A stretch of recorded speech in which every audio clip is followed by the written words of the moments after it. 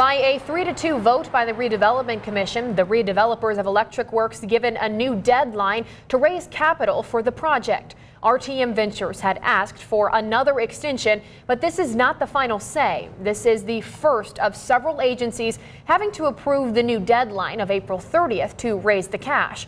Without approval, the clock will run out of tens of millions of taxpayer dollars allocated to the effort to overhaul the former General Electric campus. Yeah, more to come on that story later tonight. In the meantime, people living close to the old General Electric campus have a lot riding on the outcome of the Electric Works project. Jeff Newmeyer talked to some of them to see whether they view the project as a big plus for the neighborhood or nothing to get real excited about. The developers have grand plans for turning the 39 acres and 18 historic empty buildings on the site into a $240 million mixed-use center, hosting everything from offices and retail stores to housing and entertainment.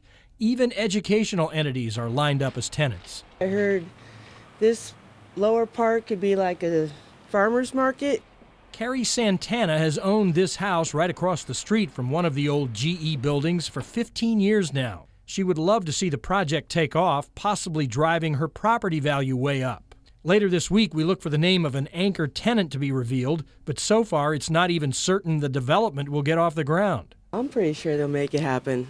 They'll make it. They're trying to vitalize downtown, and that's a lot of space to be wasting. Businesses, anything will be good for right here, right now.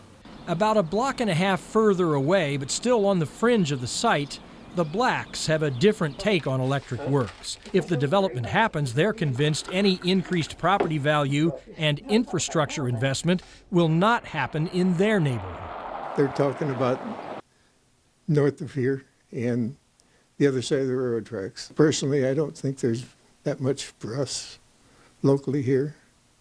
It's big money coming in, and there's nothing for me to go down there for. The question of whether this project will be good for the surrounding neighborhood, not just something that people living nearby are asking. There's that economic ripple effect we're seeing. Fort Wayne Redevelopment Commission board member Steve Corona cannot imagine a scenario where a vibrant Electric Works doesn't spell good news for its next-door neighbors. But along the Broadway-Fairfield corridor, you could see homes going up. I mean, any realtor in town will tell you right-priced homes sell. So I'm excited. The developers say further details on parking and building access will be shared as soon as they are finalized. Jeff Newmeyer, ABC 21.